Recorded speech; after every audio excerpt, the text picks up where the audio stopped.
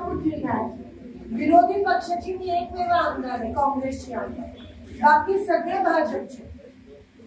भाजपचे आमदार सत्ताधाऱ्यांच्या विरोधात बोलत नाही.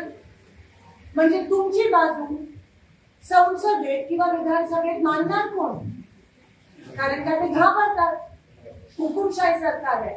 तर लोकांची बाजू विधानसभेमध्ये मांडायला राहिलाय कोण? तर सगळेच भाजपमध्ये आहेत. आणि माझ्या नावाने पण अफवा पसरवतात की मी पण जाणार, पण माझ्या रक्तात काँग्रेस आहे.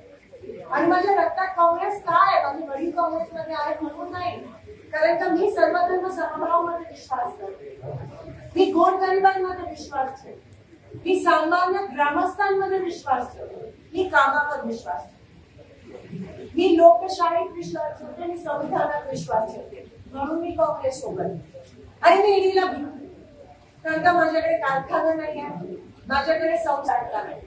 नशीब शिंदे सारख्या त्या ह्याच्यात पडले नाही, म्हणून मला ईडीची काय भीती?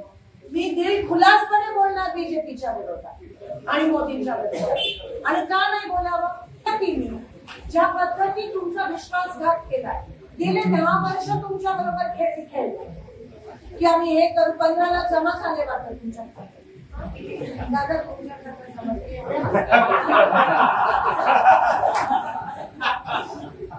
या 15ला जमा झाले, 10 वर्षाने 2 कोटी रोजगार मिळाले. सांगा कोणाला मिळाली का नव्हती? दादा तुला मिळाली ना? महागाई कमी झाली, उद्या सिलेंडरचे भाव वाढत गेले, आता मात्र 2 दिवसात कमी होती ना निवडणूक आली. परत अशी खेळी किती खेळताय तुमच्यासोबत?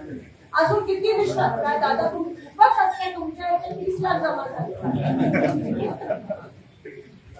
अजून किती विश्वासघात करणार आपल्या